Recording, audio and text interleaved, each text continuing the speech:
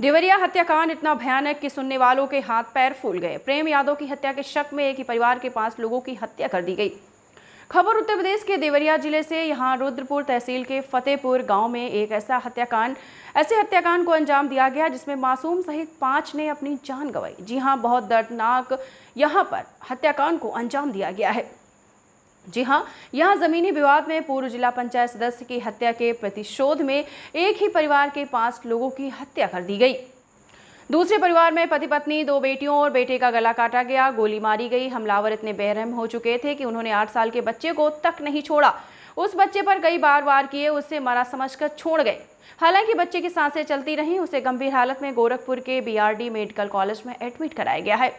मामले में पुलिस का कहना है कि वारदात सुबह हुई है। यादव सत्यप्रकाश दुबे के घर पर आए थे, जिसमें कहासुनी और मारपीट हो गई है।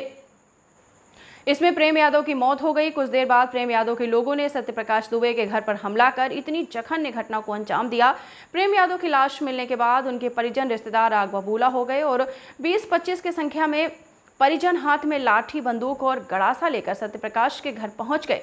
प्रत्यक्षदर्शियों के मुताबिक गुस्साई भीड़ को आता देखकर सत्यप्रकाश ने घर का दरवाजा बंद कर दिया। प्रेम यादव के परिजन दरवाजा तोड़कर सत्यप्रकाश के घर में घुस गए। इसके बाद एक एक की हत्या करना शुरू कर दिया। सत्यप्रकाश के घर पर जब हमला हुआ उस वक्त 6 लोग थे।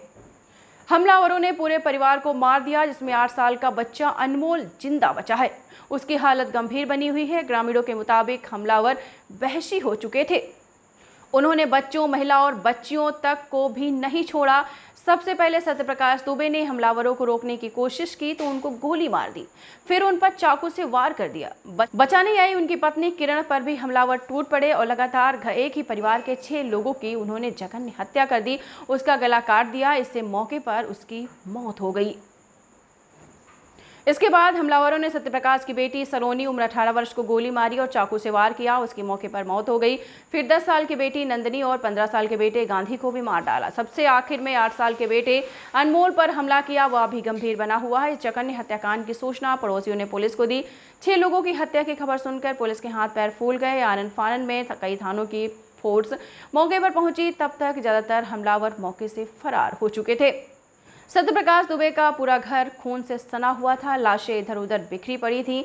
पुलिस ने सभी को चेक किया तो सिर्फ अनमोल की सांसें चल रही थीं।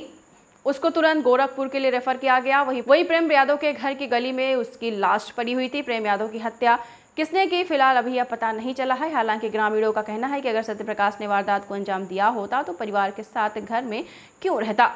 पुलिस ने शुरुआती जांच के आधार पर बताया है कि प्रेम यादव सपा से जुड़ा हुआ था। वह जमीन खरीदने बेचने का काम भी करता था। प्रेम यादव के घर के सामने एक खेत है। इसमें दोनों पक्ष अपना अपना दावा कर रहे थे। रविवार को सत्यप्रकाश उस खेत में लगा धान कटवाने के लिए गए थे। इस दौरान प्रेम यादव से उनका विवाद हुआ। ऐसे में सुबह लाश मिलते ही यादव परिवार का शक सीधे सत्यप्रकाश पर गया और उसके घर पर हमला करने परिवार के 5 लोगों को मार डाला।